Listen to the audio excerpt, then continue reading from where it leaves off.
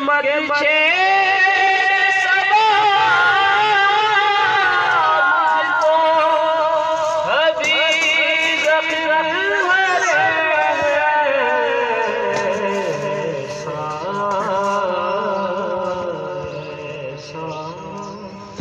ना हो फिर से आंसू। नहमदुहु व नसल्ली अला रसूलिल्लाह अम्मा बाद अऊज़ु बिल्लाहि मिनश शैतानिर रजीम।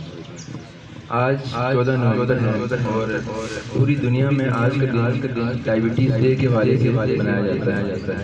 और जब भी हम कोई साल के बाद कोई प्रोग्राम ऐसा करते हैं जिसको हम याद में बनाते हैं तो उसका कुछ मकसद होता है और उसका मकसद ये होता है कि हम पिछले साल की कारकर्दगी पे गौर करें और देखें हमारे अंदर क्या कमियां हैं और कौन सी गलतियां हैं जिनको दूर करके हम आगे बढ़ें। तो हम अगर गलतियों की बात करें तो हम पाकिस्तानी गलतियों के हवाले से रोज़ बरोज़ हम आगे बढ़ते जा रहे हैं। मैं एक इसकी मिसाल आपको देना चाहूँगा। 1917 में 1917 में पाकिस्तान के अंदर शुगर के मरीजों की तादाद तकरीबन 7,007 मिलियन जो 2 साल के बाद 2019 में ये जो है पहले 2017 का था 7,007 मिलियन और फिर 2019 में हम लोग तकरीबन 16 मिलियन तक पहुँचे। और अभी जो आज डाटा रिलीज होता है इंटरनेशनल डायबिटीज फेडरेशन की तरफ से वो उससे भी बड़ा अलार्मिंग और इंतहाई खतरनाक सूरत में हम लोग दुनिया में तीसरे नंबर पे आ गए।